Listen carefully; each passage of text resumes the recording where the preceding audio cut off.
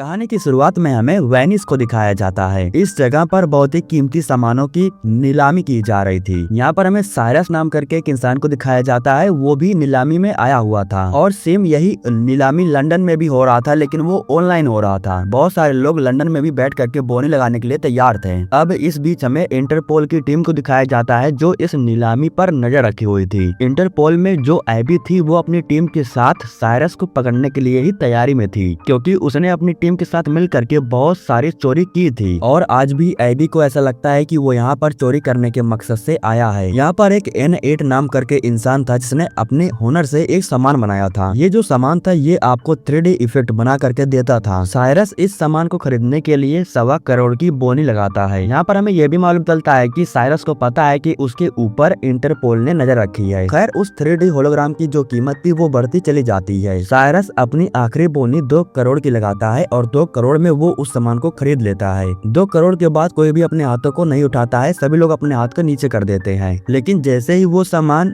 Cyrus को sold की जाती है उसी समय यहाँ पर कोई टेक्निकल इशू हो जाता है और ये इशू अपने आप ही नहीं बल्कि साइरस की टीम ने इस इशू को क्रिएट किया था। अब इस टेक्निकल इशू की वजह से बोनी लगना बंद हो जाता है। साइरस की टीम में जो मैग्नस था वो लंदन में था। लंदन में वैन गॉग करके एक पेंटिंग थी जिसकी कीमत 2 करोड़ की थी और मैग्नस उसे बड़े ही आसानी से चुरा करके लुक के हवाले कर देता है। टेक्निकल इशू हो जाने के बाद साइरस N8 के पास आता है और उसे कहता है कि हमारी डील हो चुकी है, मुझे वो सामान चाहिए जिसके बदले में तुम मुझसे पैसे ले सकते हो। जिसके बाद N8 अपने पैसे लेने के लिए साइरस के साथ जाने लगता है। साइरस को पकड़ने के लिए यहाँ पर एबी आती है, लेकिन उसके आने से पहले ही साइरस यहाँ से निकल चुका था। हालांकि एबी जब इन लोगों को बोट से भागते हुए देखती है तो इन लोगों का पीछा करती है, लेकिन साइरस की टीम मेंबर आसानी से रास्ते को ब्लॉक कर देती है और ये लोग यहाँ से निकल जाते हैं। और एक बार फिर से एबी साइरस को पकड़ नहीं पाती है। उसे इस बात का ज्यादा पछतावा हो रहा था कि साइरस अपने साथ N8 को भी ले गया। साइरस अपनी टीम का बॉस है और जो कैमिला है वो पायलट का काम करती है। मिशन जो कि हैकर है और उसी ने टेक्निकल इशू को क्रिएट किया था और जिसने वैन गॉग की पेंटिंग को चुराया वो तो मैग्नस था और वो लुक तोड़ने का काम करता है और जो लुक है वो तो एक इंजीनियर है। इस तरीके से साइरस अपने टीम में होनहार बंदों को रखा है और चोरी करता है। साइरस उनकी इज्जत नहीं करता है जो कला की इज्जत नहीं करते हैं। अब N8 का जो सामान था वो साइरस खरीद लेता है और इसके बदले में वो उसे 2 करोड़ डॉलर दे देता है। जिसके बाद ये सभी लोग मिल करके बोट के ऊपर ही पार्टी करते हैं। इधर जो एबी थी वो कैमरे के जरिए कोई एक सुराग ढूंढ रही थी ताकि वो साइरस तक पहुंच सके। इस समय वो कैमरे में एक ऐसे इंसान को देखती है जो लंगड़ाने की एक्टिंग कर रहा था। जिसके बाद एबी उसी इंसान को पकड़ने के लिए जाती है, लेकिन उससे पहले ये न्यूज फैल जाती है कि सेल्फ पोर्ट्रेट को बनाने वाले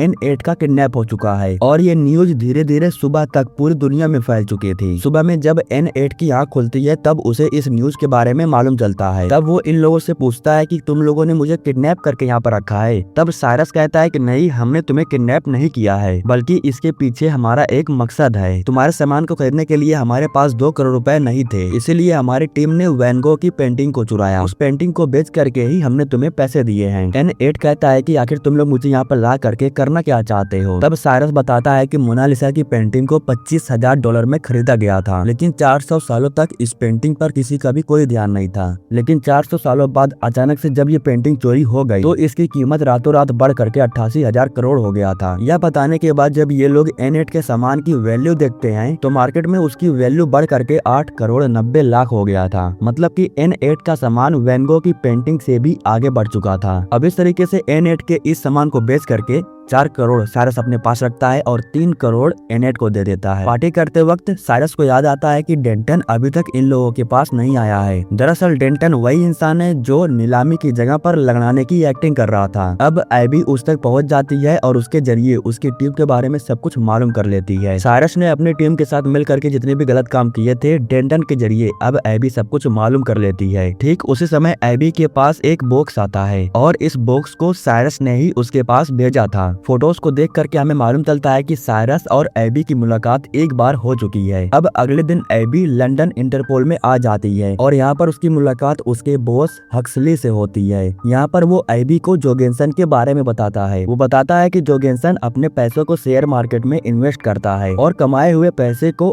आतंकवादियों को देता है ताकि आतंकवादी देश की स्थिति को बिगाड़ सके, जिसकी वजह से स्टॉक में बदलाव आ जाता है और सारा मुनाफा जोगेंसन को होता है। ऑर्थर टी नाम करके एक इंसान है जो उनके बीच में रह रहा है और वो मेरा आदमी है। उसने मुझे खबर दिया है कि जोगेंसन लिवाइथन नाम करके एक ग्रुप से समझौता कर रहा है। वो लिवाइथन ग्रुप की मदद से देश की आर्थिक स्थिति को बिगाड़ना चाहता है और इसके बदले में जोगेंसन लिवाइथन ग्रुप को 500 करोड़ का सोना देने वाला है। क्योंकि लिवाइथन पैसों में डील नहीं करता है, उसे सोना चाहिए। वो अपने 500 करोड़ के सोने की ईंटों को जोरिक ले जाने वाला है और इसलिए मैं चाहता हूँ कि वो सोना जोरिक पहुँचे उससे पहले साइरस उस सोने को चुरा ले। लेकिन एबी कहती है कि ऐसा बिल्कुल भी नहीं हो सकता है क्योंकि साइरस पहले से ही बहुत गलत काम कर चुका है और पुलिस उसे पहले ही ढूंढ रही है उसे पकड़ने के लिए। और वैसे भी 500 करोड़ का सोना हम उसके भरोसे नहीं कर सकते हैं क्योंकि वो खुद एक चोर है। हक्सली कहता है कि अगर देश को बचाना है तो इसके अलावा हमारे पास और कोई ऑप्शन नहीं है, तुम्हें जा करके साइरस को मनाना होगा ये चोरी करने के लिए। अब अगले दिन एबी जा करके साइरस की टीम से मिलती है। वो उसकी टीम को बताती है कि उन्हें सोने को चुराना है जिसकी कीमत 500 करोड़ डॉलर की है। अगर वो इस सोने को चुराते हैं तो उनकी गलतियों को माफ कर दिया जाएगा और उन्हें पुलिस कभी नहीं पकड़ेगी। साइरस एबी की बात सुन करके ये काम करने के लिए तैयार था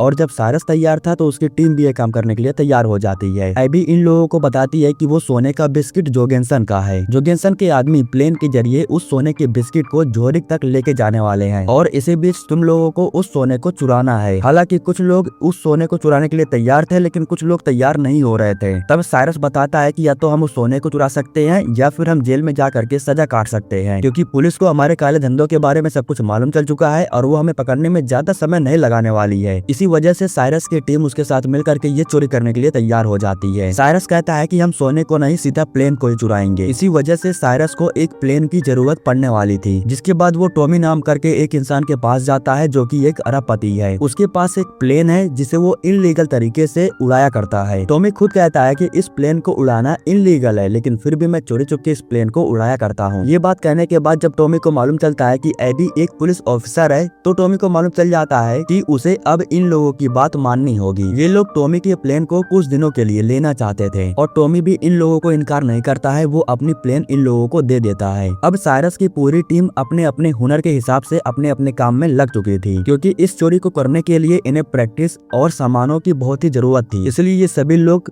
10 दिन पहले से ही सारे काम को करना शुरू कर देते हैं। मिशन साइरस को बताती है कि जिस प्लेन में सोना जाने वाला है वो प्लेन ब्रसल से होकर के गुजरने वाली है और जैसे ही प्लेन इंग्लिश चैनल को पार करेगी तो सब कुछ ब्रसल के एयरपोर्ट के कंट्रोल में हो जाएगा। इसी वजह से हमें ऐसे इंसान की तलाश करनी होगी जो मौसम विभाग की जानकारी पायलट को दे सके। जिसके बाद एबी साइरस को लेकर के ब्रसल में जाती है क्योंकि उसे एक इंसान के बारे में मालूम है। उस इंसान का नाम जॉर्जी था जो एयरपोर्ट कंट्रोल सेंटर में काम करता है। दरअसल जॉर्जी एबी का खबरी है। एबी जॉर्जी को बताती है कि तुम्हें प्लेन 8380 को मौसम का गलत जानकारी देना है और इस तरीके से उस प्लेन को जोरिक से पहले किसी और एयरपोर्ट पर लैंड करवाना है। जॉर्जी कहता है कि इसमें बहुत खतरा है, इससे मेरी नौकरी भी जा सकती है। तभी साइरस कहता है कि इसके बदले में हम तुम्हें 10 लाख डॉलर देने के लिए तैयार हैं। जिसके बाद जॉर्जी ये काम करने के लिए खुशी खुशी तैयार हो जाता है। अब इसके बाद साइरस दोबारा से अपनी टीम के पास आ जाता है और पूरी तैयारी करने लगता है। लेकिन तभी इन लोगों को न्यूज के जरिए मालूम चलता है कि शहर में बाढ़ आ रहा है और ये सब कुछ शहर की पाइपलाइन टूट जाने की वजह से हो रहा था। इस हादसे की वजह से 13 लोगों की मौत हो गई थी और बहुत सारे लोगों को रेस्क्यू कर लिया गया था। एबी को मालूम चल जाता है कि इसके पीछे जोगेंसन का हाथ है। वो लिवाइथन ग्रुप को डेमो देने के लिए ये सब कुछ कर रहा है, इसलिए साइरस अपनी टीम से कहता है कि हमें जो भी करना है जल्दी करना होगा। इधर जोगेंसन को दिखाया जाता है जो लिवाइथन से बात कर रहा था। वो लिवाइथन से कहता है कि शहर में तबाही शुरू हो गया है और ये तो सिर्फ एक डेमो है। इधर साइरस की टीम प्लेन के हिसाब से सारे काम को करना शुरू कर देती है। ये लोग प्लेन के कवर को पूरी तरीके से चेंज कर देते हैं ताकि वो प्लेन एक नॉर्मल प्लेन लगे। पूरी तैयारी हो जाने के बाद साइरस अपनी टीम के साथ एयरपोर्ट पर जाकर के पहुंचता है। पूरी टीम अलग अलग होकर के प्लेन में जाकर के बैठी हुई थी। जोगेंसन के आदमी लोग उस सोने को प्लेन के कार्गो में रख रहे थे और उसे हाई सिक्योरिटी लॉक से सील्ड कर दिया जाता है। प्लेन के ऊपर नीचे सभी लोग बैठे हुए थे और ये लोग संपर्क में थे। साइरस लुक से बात करने की कोशिश करता है लेकिन उसका जवाब नहीं आता है क्योंकि वो प्लेन में नहीं बैठा हुआ था, वो एयरपोर्ट पर ही था। दरअसल वो साइरस से कहता है कि वो ये काम नहीं कर सकता है, उसे बहुत डर लग रहा है। अब इस तरीके से लुक इनके टीम में शामिल नहीं होता है। तब मिशन बताती है कि प्लेन को रडार से गायब करने के लिए PSID को कार्गो में रखना था और ये काम लुक का ही था। लेकिन अब लुक नहीं आता है इसलिए ये काम एबी करने के लिए तैयार हो जाती है। इधर जो कैमिला थी वो प्लेन को उड़ा करके उस प्लेन के पास जाने लगती है। मिशन अपनी टीम को बताती है कि 5 लोग हैं जो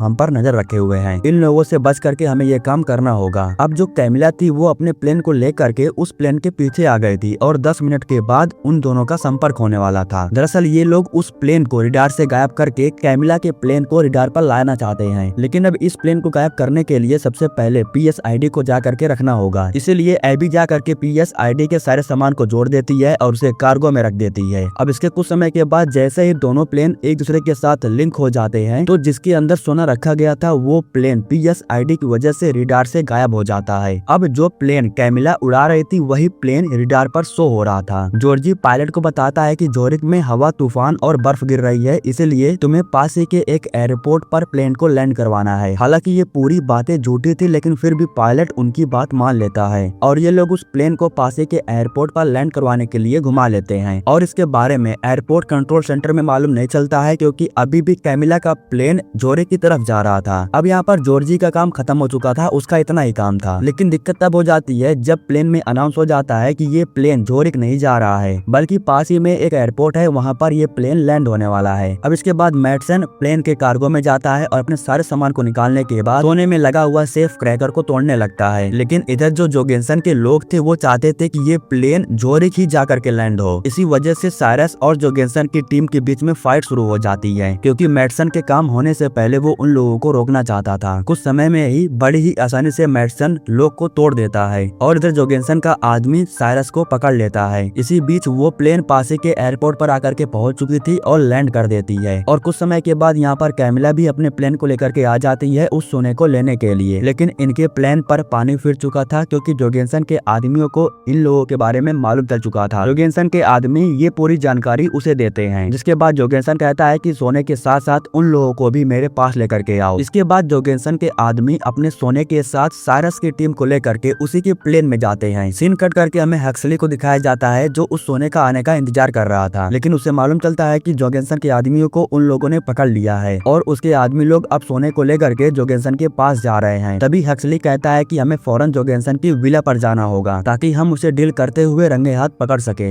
इधर लिवाइथन की ग्रुप सोने को लेने के लिए जोगेंसन के पास आ चुकी थी। जोगेंसन उन लोगों से कहता है कि कुछ ही समय के बाद सोना यहाँ पर आने वाला है। इधर हम देखते हैं कि कैमिला प्लेन को ऊपर नीचे कर रही थी, जिसकी वजह से सभी लोगों का बैलेंस बिगड़ जाता है और इनके बीच में फाइट शुरू हो जाती है। दरअसल ये लोग भी हर हाल में यही चाहते थे कि ये सोना जोगेंसन की विला तक ना जाए। इसी वजह से ये लोग पूरी कोशिश करते हैं और एक आदमी को मारने के बाद दूसरे आदमी को गेट से बाहर की तरफ फेंक देते हैं। लेकिन जब तक ये सब हुआ तब तक प्लेन काफी स्पीड में जा चुकी थी और वो जोरिक पहुंच चुकी थी। ठीक उसी समय प्लेन का ऊपर का हिस्सा खराब हो जाता है, जिसकी वजह से प्लेन आउट ऑफ कंट्रोल हो जाती है। प्लेन जोगेंसन की विला तक पहुंच चुकी थी और उसे लैंड करवाना बहुत मुश्किल हो रहा था, क्योंकि वो आउट ऑफ कंट्रोल हो चुकी थी। लेकिन फिर भी ये लोग किसी भी तरीके से उस प्लेन को सही सलामत लैंड करवा देते हैं। सोना प्लेन के बाहर आकर के गिरता है और ये लोग जैसे ही प्लेन के बाहर आते हैं तो जोगेंसन के आदमी लोग उन्हें पकड़ लेते हैं। उसी समय लिवाइथन अपनी टीम के पास मैसेज करता है कि इनमें से एक बंदा इंटरपोल का है, इसलिए लिवाइथन ये सौदा करने से मना कर देता है। जिसके बाद जोगेंसन उसके आदमी को फौरन शूट करके मार देता है। अब वो इन लोगों को मारता उससे पहले ही यहाँ पर पुलिस आकर के पहुंच जाती है। तब जोगेंसन झूठ बोलते हुए कहता है कि ये लोग मेरी प्रॉपर्टी पर घुस आए हैं, इसलिए मैंने अपने आप को बचाने के लिए ये सब कुछ किया। ठीक उसी समय साइरस जोगेंसन की सच्चाई सामने लाने के लिए अपनी टीम को इशारा करता है, जिसके बाद मिशन कैमरे के जरिए प्लेन के ऊपर एक वीडियो को प्ले कर देती है। इसकी वजह से जोगेंसन की सच्चाई सबके सामने आ जाती है और इस तरीके से जोगेंसन पकड़ा जाता है और वो पुलिस के हवाले हो जाता है। एक हफ्ते बाद हमें सीन दिखाया जाता है जहाँ पर साइरस एबी के साथ में था। एबी अपने पुलिस की नौकरी छोड़ करके साइरस की टीम में शामिल हो गई है। साइरस एबी को बताता है कि जिस समय सभी लोग काम में लगे हुए थे उस समय मैडसन नकली सोने के ईंटों को बना करके उस प्लेन में रख दिया था और प्लेन में नकली सोने को रख करके असली सोने को उसने नीचे की तरफ फेंक दिया था। लुक हमारी टीम से निकला नहीं था, बल्कि उसका काम अलग था। उसका काम था कि सोने को सही जगह पर लैंड करवाना। हक्सली को सिर्फ नकली सोना ही मिला होगा। इसके बाद साइरस की टीम उस जगह पर मिलती है जहाँ पर इन लोगों ने सोने को गिराया था। रिमोट के जरिए ये लोग सोने को पानी से बाहर निकालते हैं और बहुत खुश हो जाते हैं। और इसी के साथ ये कहानी यहीं पर समाप्त हो जाती है। दोस्तों, हमारे YouTube चैनल को सब्सक्राइब करने के लिए आप लोगों का दिल से शुक्रिया।